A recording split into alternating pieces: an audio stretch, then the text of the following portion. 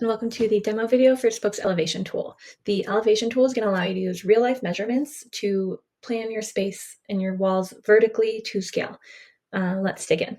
So the first thing you're going to do is always outline the wall that you're planning. So you can use the Draw Walls tool for that. Start by just clicking anywhere on the canvas and then dragging your mouse to get your correct measurements. Once you've got your complete space, you can then click Exit Draw Mode, and then you'll jump into adding assets and really laying out the wall.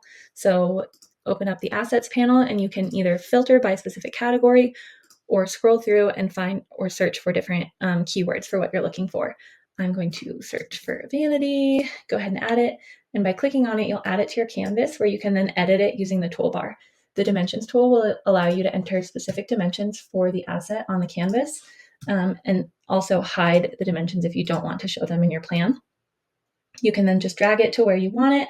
A couple other features up here would be rotating it or using flip to flip it vertically or horizontally.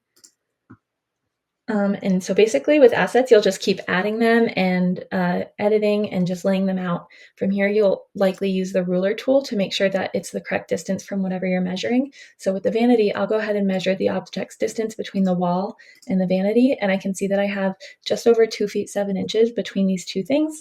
And so maybe I actually want it to be 3 feet apart. So I'm going to just take this and update the ruler to be 3 feet. And then just drag the vanity so that it's exactly 3 feet from the wall.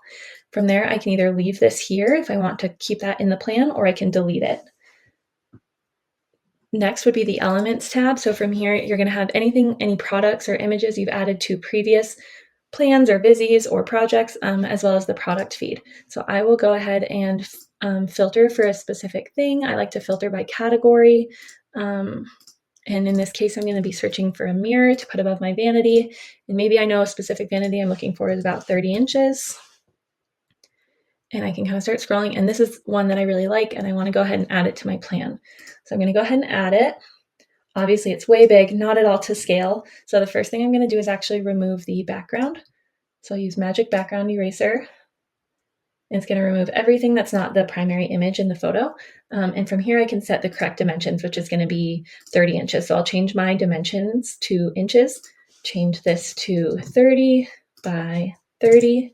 And I'll go ahead and actually leave the height label on and hide the width label. From there, I can kind of lay it where I think I want it, but I could also use the ruler tool to draw a new ruler and just say I want this about 18 inches from the top of my vanity. It looks like I dragged my mouse a little, so we'll change it to 18. And then I'll just take the top of the vanity, and then I'll just drag my mirror, and it'll snap right to the top of that ruler for me.